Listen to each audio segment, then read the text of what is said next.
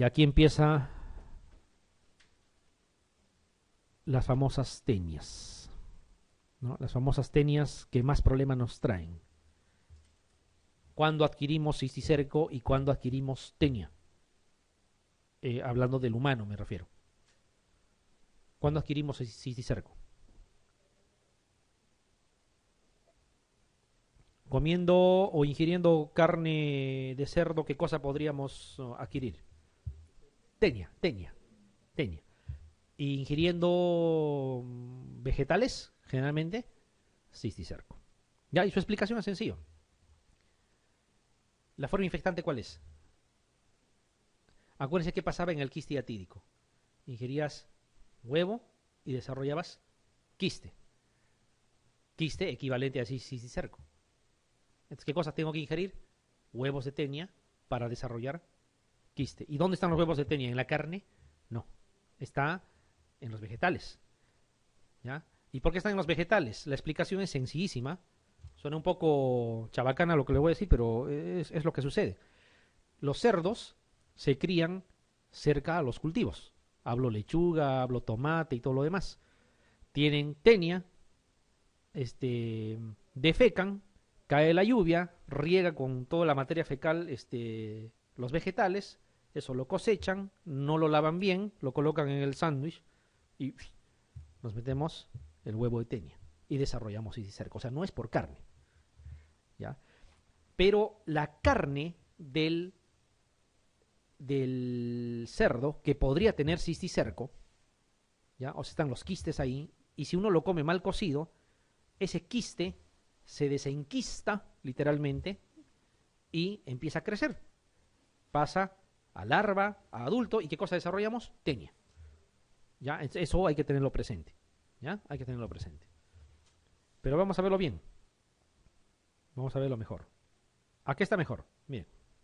Acá este dibujo es el más explicativo. Miren, esto es lo que debería suceder. Si es que necesariamente tendría que estar presente la tenia, esto es lo que debería suceder. Que el humano ingiera la carne, no las heces, sino la carne. Y al ingerir la carne con quistes, o con cisticerco si quieren llamarlo así, entra el quiste, se desenquista y desarrolla tenia. La tenia va a eliminar huevos con las heces. El cerdo es quien debe comer las heces y desarrollar quiste o cisticerco en su carne para luego ser ingerido por el humano nuevamente. Eso debería ser, claro, nada de esto es bueno, pero debería ser lo más lógico. Lo que sucede es que a veces el humano se comporta como cerdo, ¿ya? Y come las heces con los huevos. ¿Ya? No voluntariamente, pero ese mecanismo que les he dado de no lavar bien los vegetales es exactamente lo mismo. Entonces está ingiriendo ¿qué cosa? Los huevos, ¿ya? En las lechugas, en los tomates, en los emparedados que no están bien. ¿Y qué cosa va a desarrollar? Como si fuera cerdo, desarrolla cisticerco. Así de simple, ¿ya? Así de simple. Bien. La tenia, ustedes saben que tiene estos segmentos. Son los, ¿cómo se llaman? Proglótides. Los proglótides más distales son los maduros y los inmaduros son los más proximales. ¿Ya? Entonces, cuanto más distal está, es un proglótide maduro y está en condiciones de dar huevos embrionados, ¿no? O sea que salen con las heces. Las tenias, como están viendo, pueden alcanzar dimensiones, diríamos, casi impresionantes. Miren cuántos proglótides hay aquí en todo este manchón, y es una tenia viable, viva. Es una sola, ¿eh? No son varios. ¿No? Por eso es que es un problema. Muchas veces incluso la tenia se desprende y se elimina, pero como está enganchado, ¿ya? Entonces no sale la parte que nos interesaría que sea eliminada y persiste. Ahora, una persona, mientras van viendo a la tenia, una persona que tiene tenia, ¿podría hacer cisticerco por sí sola? Sí, lógico, porque elimina huevos por las heces y fecal oral puede contaminarse con o ingerir huevos y hace cisticerco. O sea, esa es una de las posibilidades. Por eso es que toda persona que encuentren con cisticerco, hay que suponer que tuvo tenia también. ¿Ya? Hay que suponer que tuvo tenia. Ahora, entonces la pregunta es, ¿por qué la costumbre, no solo en la población, sino a veces incluso en nosotros mismos, de relacionarlo inconscientemente a la carne de cerdo?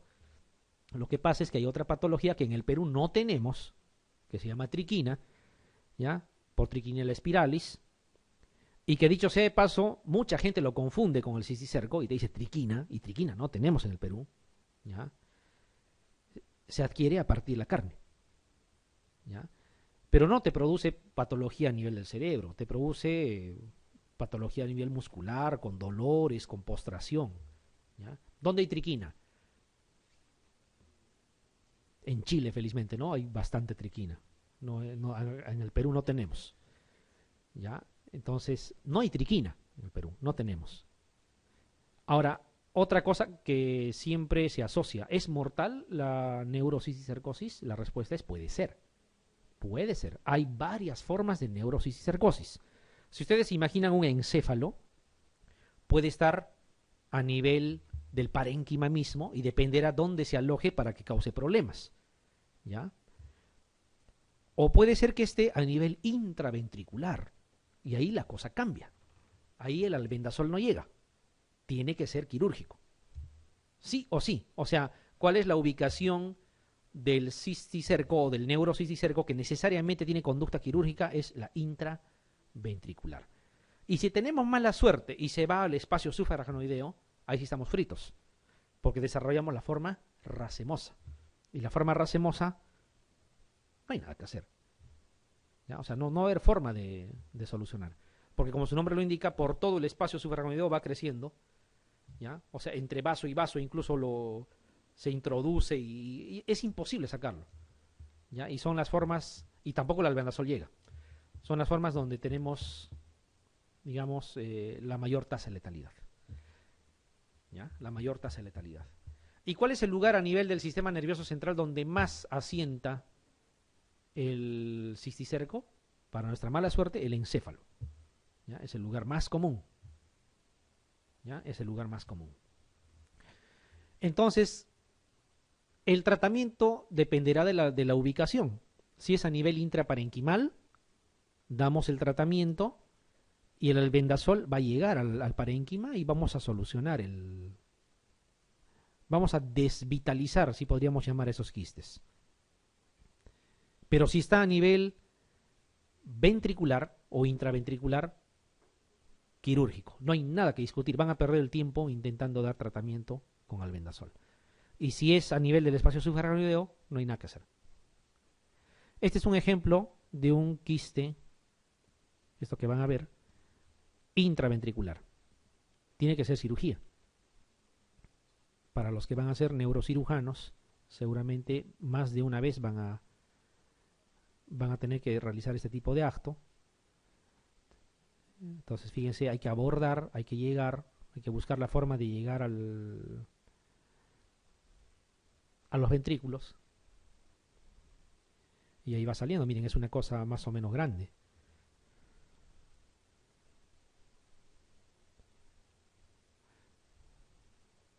Y ahí va saliendo el cisticerco. Incluso había otra vesícula que salió, ¿se han dado cuenta?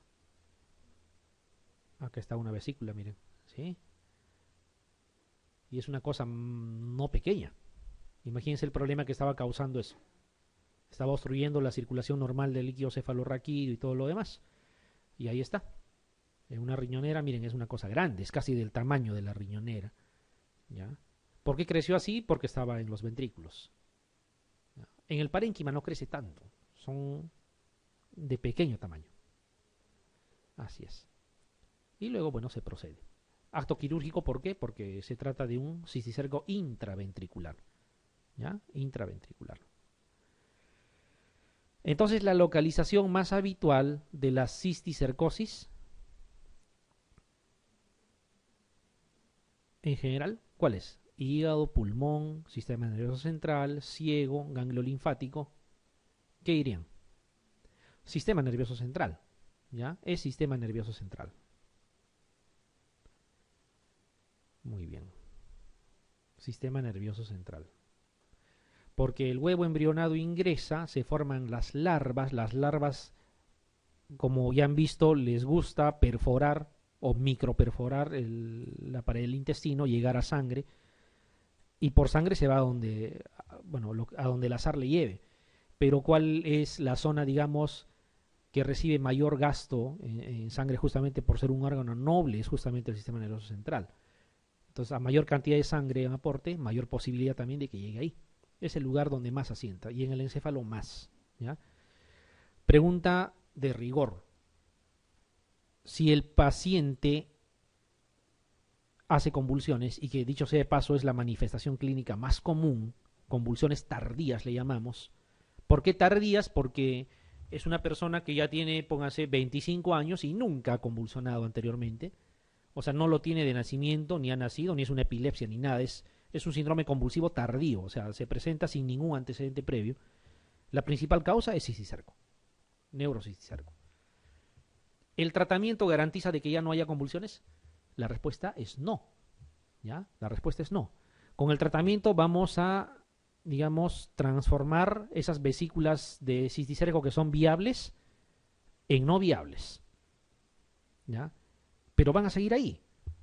Y al seguir ahí sigan ocupando espacio y todo lo demás. Entonces probablemente las convulsiones van a seguir, incluso de por vida.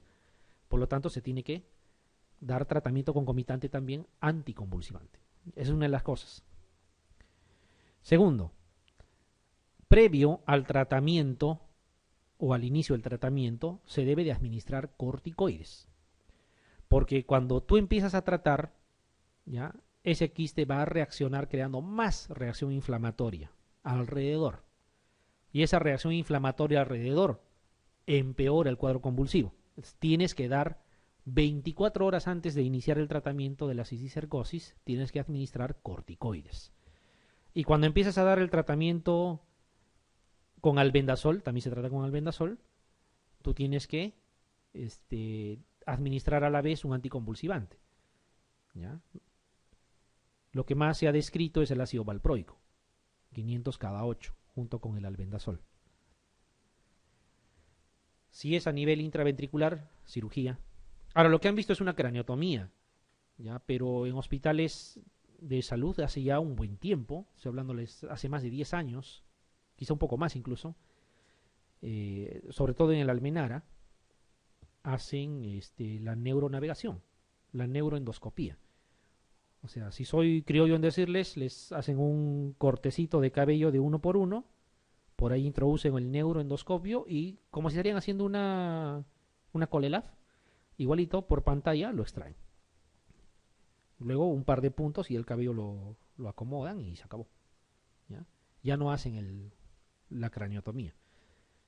Ahora también dependerá, tendrán que valorar el tamaño y todo lo demás. Pero es algo que, al menos esa sede no tiene nada que envidiarle a nadie. O sea, estamos bien de esa parte. Muy bien, entonces acá nos quedamos con que la localización más común es sistema nervioso central. Y dentro del sistema nervioso central, piña, encéfalo. ¿Ya?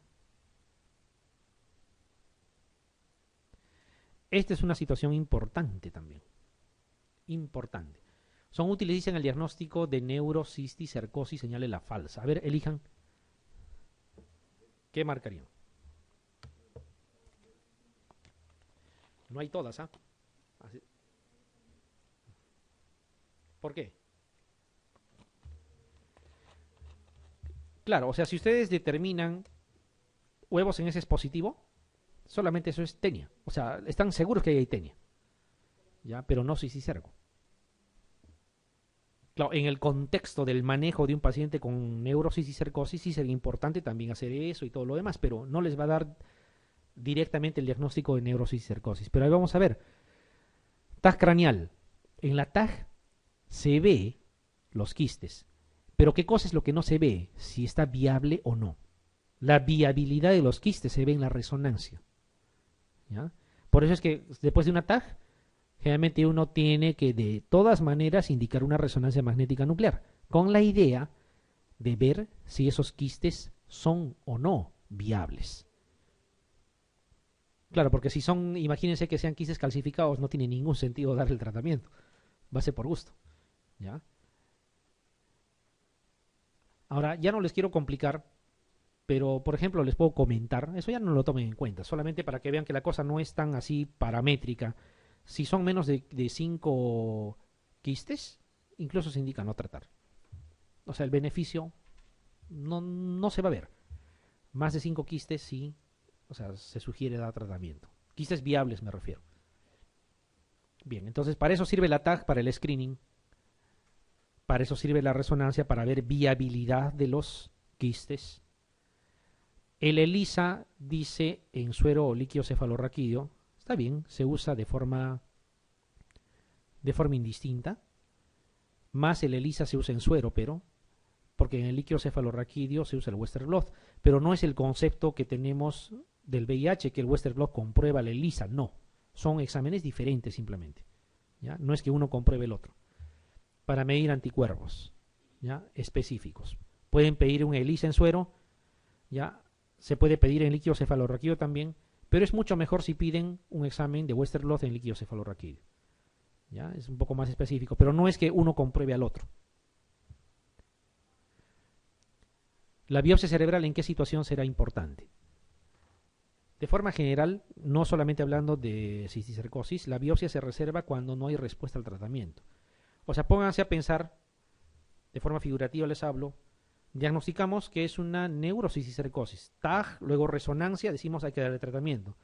Hacemos un control y vemos que los quistes han crecido más bien. Sería algo medio raro, ¿no es cierto? O sea, le hemos dado tratamiento y más bien han crecido. Debe ser otra cosa. Cuando no está clara la cosa, hay que hacer biopsia. Y a veces pues se encuentra cosas que uno no lo pensaba. Entonces, la biopsia cerebral no es un examen de entrada, no es un examen que debería indicarse de forma rutinaria. Se reserva para los casos generalmente de falla al tratamiento.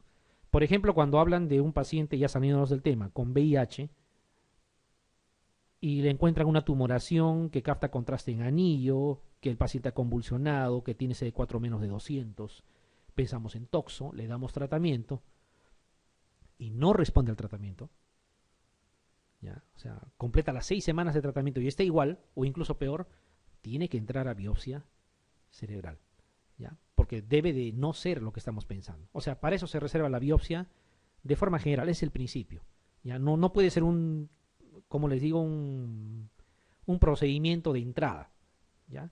No siempre se hace, es más, no siempre es necesario, ¿ya? Pero para eso sirve. O sea, sí puede servir, pero en esa circunstancia. Muy bien. O sea, aquí es determinación de huevos en heces. La cisticercosis del sistema nervioso central, neurocisticerco, es de indicación quirúrgica siempre y cuando esté ubicado a nivel de... Así es. Intraventricular tiene que ser. Si no, no tiene sentido. Cápsula interna está en el parénquima, ¿no es cierto? Eso es tratamiento médico. Área temporal también está en el parénquima. Parénquima cerebral en general engloba todo. Ganglios basales también es parte del parénquima. Ahí se tiene que administrar terapia médica, ¿ya? Con la salvedad que les comento que no necesariamente eso va a garantizar de que cesen las convulsiones. Lo más probable es que el paciente siga, ¿ya? Lo más probable. Si está a nivel ventricular, no se puede perder el tiempo dando tratamiento médico. Hay que proceder al acto quirúrgico. Y si es en el espacio subaracnoideo, es la forma racemosa y ahí no hay mucho que ofertarle, ¿ya? No hay mucho que ofertarle. Muy bien. A ver, vamos a ver. A nivel de los cestos dice la unidad de reproducción autofecundante, porque no se necesita macho y hembra, hermafroditas, ¿no es cierto? Autofecundante e independiente. ¿Qué significa independiente? Que por sí solo se va a valer, ¿ya? Dice que produce huevos y que contienen embriones infestantes. Infectantes es para bacterias, ¿no es cierto? Cuando hablamos de parásitos decimos infestantes. Solo cuestión de término. Y nos dan todo esto: Scolex, proglótide, vitelo, embrión hexacanto, estróbilo. ¿Qué pensarían?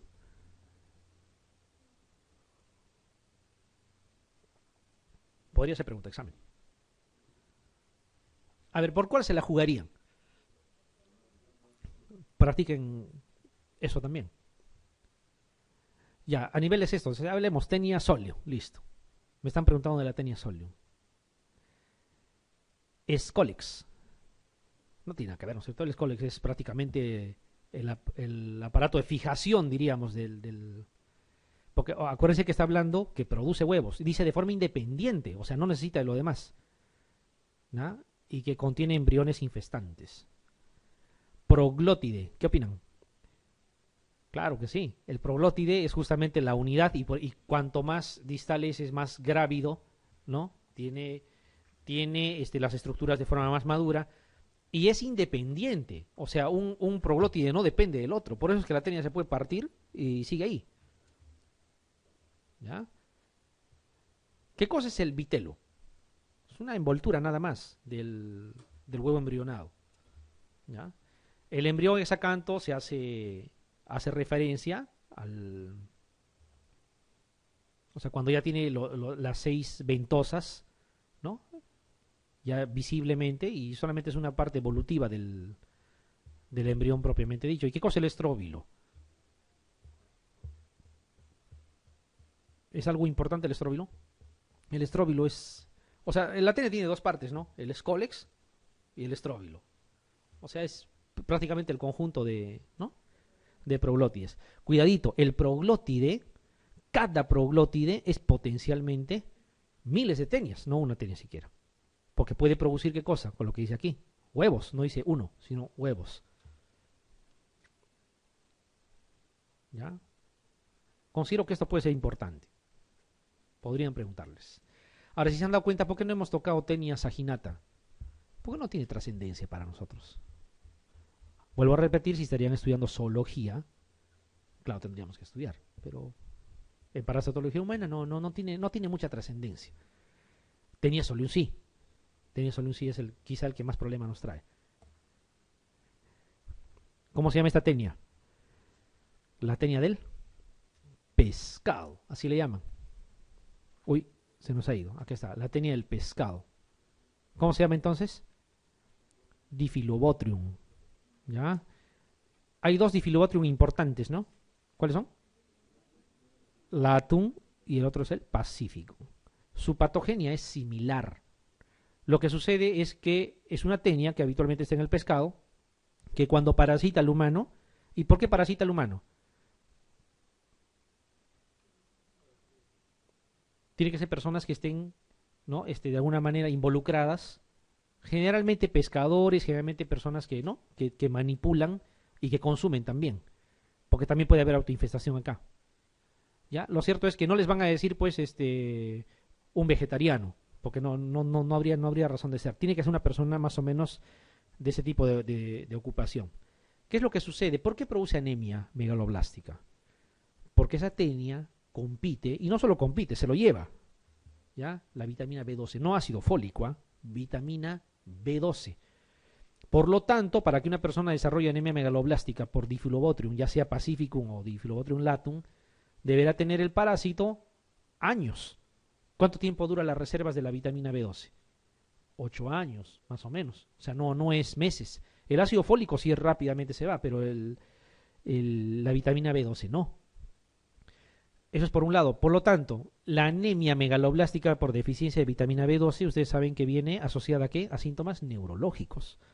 No es una anemia que solamente por valor de hemoglobina, o sea, debería haber más cosas. ¿Ya? O sea, es una situación severa. ¿Ya? Es una situación severa, la tenia del pescado. ¿Ya?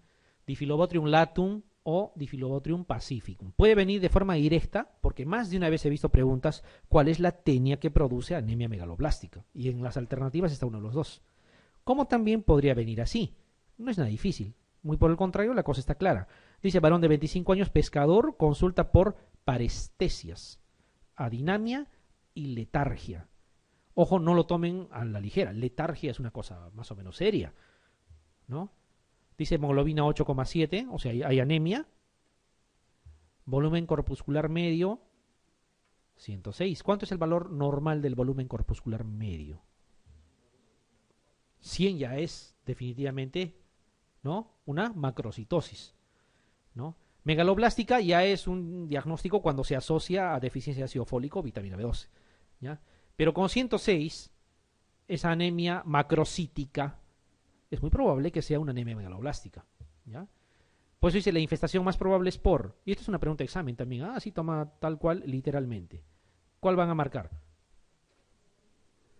Difilobotrium pacífico, ¿no es cierto? Difilobotrium pacífico. Ahí está.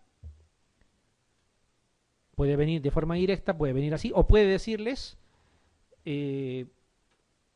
cuál es el elemento que se consume para producir. Y es B12, cuidado, no es ácido fólico. ¿Ya? B12. Y este de aquí es interesante. Como es una situación así nada más excepcional, es importante que las excepciones también ustedes las sepan. Dice, es el único céstodo, o céstode, que infecta al hombre sin necesidad de un huésped intermediario. Todas las demás tenias, si se han dado cuenta, la tenia solium, el Difilobotrium, cualquiera de las dos especies, el Echinococcus, ¿ya? Incluso la saginata, si es que quisieran, necesita de un huésped intermediario, ¿no? Aquí hay uno que no tiene nada que ver, la infestación es directa, pero no deja de ser una tenia. ¿Cuál creen que es? Están en el examen, a ver, voy a dejar que ustedes den el... Es la última pregunta que les queda. Y están en el examen. No está difícil, ¿ah? ¿Se dan cuenta? Ya los estoy evaluando. Olvídense de que si no lo leí, no lo puedo responder. Sí lo pueden responder, sin haber ni siquiera mirado. Con lo demás, lógico. Echinococcus granulosus, ¿tiene o no huésped intermediario? Claro que sí. Difilobotrium latum y pacífico ya lo hemos visto. Tenia solium también, entonces marco pues la A, punto. Por favor, acostúmbrense a responder también de esa forma, descartar, ¿ya? ¿Vale lo mismo que respondan así? ¿O vale lo mismo que ustedes hayan leído un tratado de investigación de Immunolepis nana y también respondan? La respuesta vale lo mismo, ¿ya? Y también vale lo mismo el que respondió así, me marcó por marcar y le dio, porque al final se cuentan las preguntas válidas nada más. Es una forma, por favor, y vamos a ir ejercitándonos, es más o menos de esa manera, ¿ya? Por eso es que les he puesto así. Es la única situación que tiene el Immunolepis nana, que hay que acordarse. Bueno,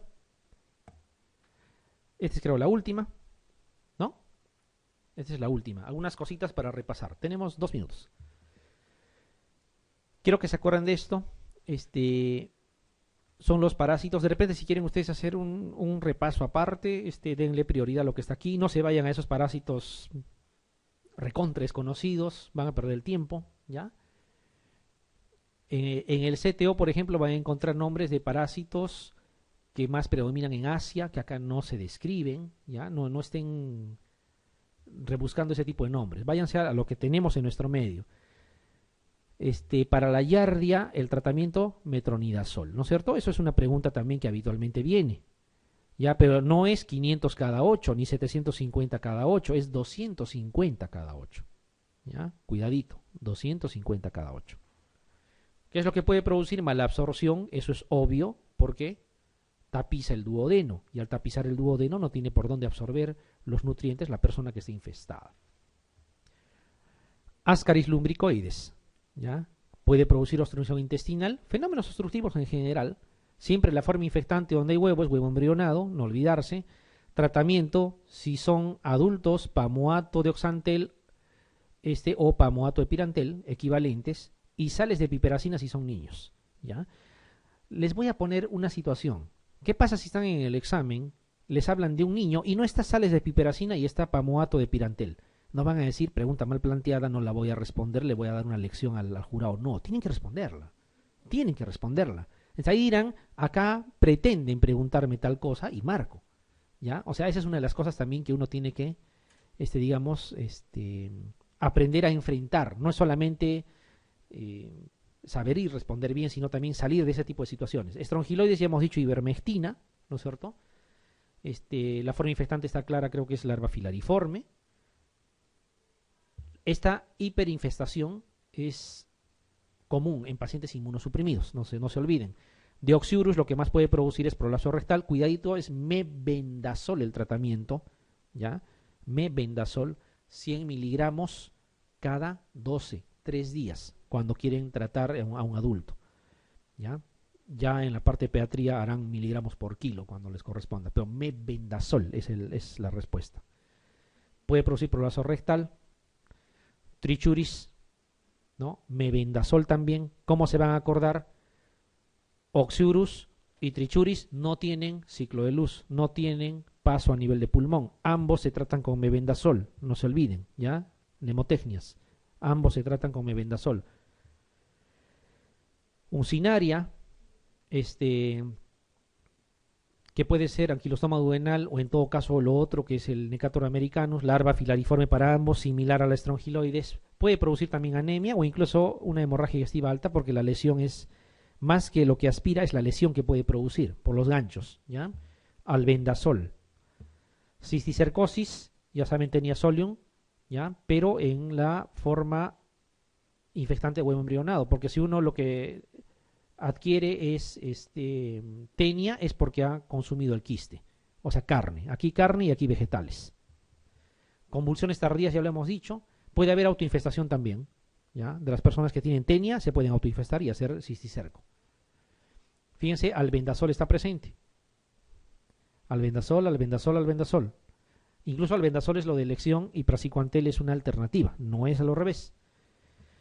Para Difilobotrium, esto quizás sea lo que tienen que acordarse, ¿ya?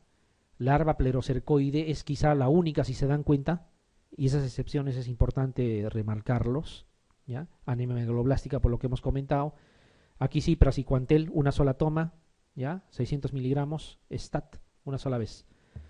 Pariatidosis, ahí está lo que les decía, la principal complicación, rotura biliar, o sea, hacia el árbol biliar, puede ser vómica si está a nivel de pulmón, albendazol nuevamente, ¿ya?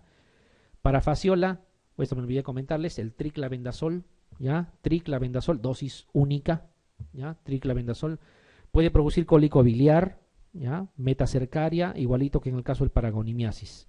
Aquí parece un cuadro de TB, ¿no? Lo que habíamos dicho, y albendazol nuevamente. Miren, para la gran mayoría es albendazol, ¿ya?